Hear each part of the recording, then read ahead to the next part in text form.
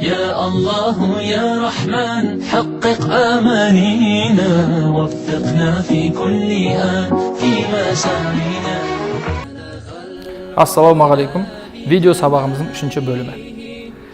Біз қажыларымызды Медина қаласына қондыруды таңдаған себебіміз, жалпы қажылыққа барған кезде екі түрлі жол бар. Біріншісі Джиддаға қону, екіншісі Медина қаласына қону.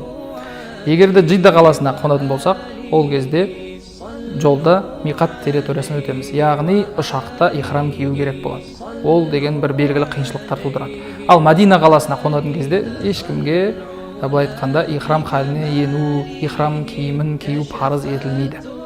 Яғни және де осы бір тұста қандай ихрам киемін, ихрамды алматтан алам ба, оның жаңағы размері қандай болу керек деп жүрген кісілердің бәріне айтатынымыз, сіздер өз қалаған сапаңызда, қалаған бағаңызда Медина қаласынан таңдап ала аласыздар ихрамды.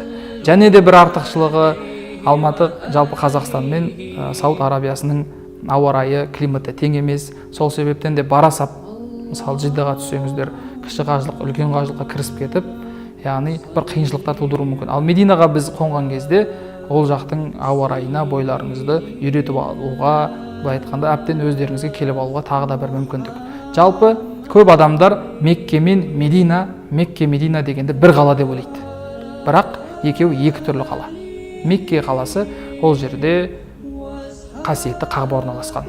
Ал Медина қаласы ілгергі аты Ясриб болған.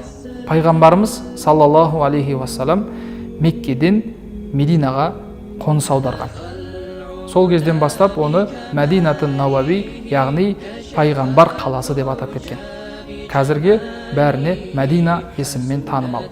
Ол жерде пайғамбарымыз саллаллаху алейхи вассалам өмірінің соңғы кездерін сүрді, және де сол жерде жан тапсырды.